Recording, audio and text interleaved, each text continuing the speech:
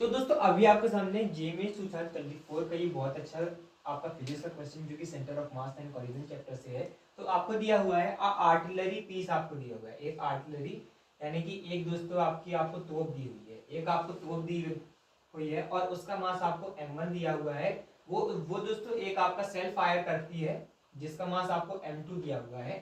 Self fire करने के बाद ही इंस्टेंटेनियसली हमको बताना है कि m2 यानी कि सेल की जो काइनेटिक एनर्जी है और आपकी जो आर्टिलरी यानी कि तोप की जो काइनेटिक एनर्जी ke1 है और जो आपकी सेल की ke2 है, तो उन दोनों का रेशियो हमको दोस्तों बताना है।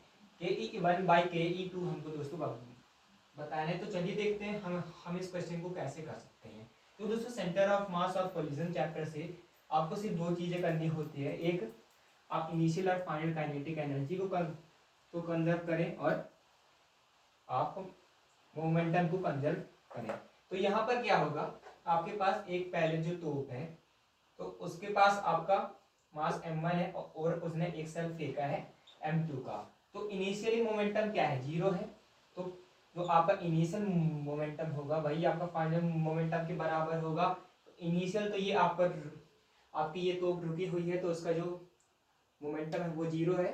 और फाइनल में क्या है, इसकी कुछ वेलोसिटी हम v2 मान लेते हैं, इसकी हम कुछ वेलोसिटी v1 मान लेते हैं जो ये पीछे जाएगी। तो ये क्या होगा, m1 v1 पहले वाले का बाद में मोमेंटम और m2 v2 दोनों दूसरे वाले का बाद में मोमेंटम। वेलोसिटी आप देख ही पा रहे हैं कि वेलोसिटी जो है इसकी नेगेटिव में है, किसकी, जो v1 वाला है, जो आपका ये जो तोप है, ये जो आपकी तोप है, ये आपके कैनन है, उसकी वेलोसिटी पीछे है। तो ये v1 खुद ही क्या है, नेगेटिव है। तो आप इसको उधर ले जाएंगे तो यहीं से आपका m1 v1 जो है m2 v2 आ जाएगा, यानी कि मोमेंटम आपका सेम है। जो p1 है आपका p2 के बराबर है। अब हमें तो चाहिए काइनेटिक एनर्जी का रेशियो, हमें दोस्तों काइनेटिक एनर्जी का रेशियो चाहिए।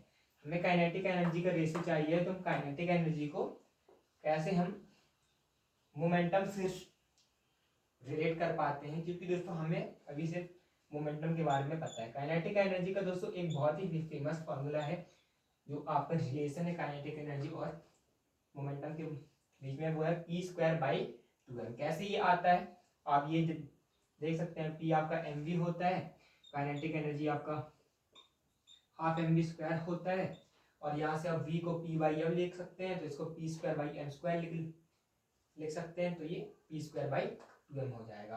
तो ये p²/2m होता है। हमें चाहिए kinetic energy 1 by kinetic energy 2।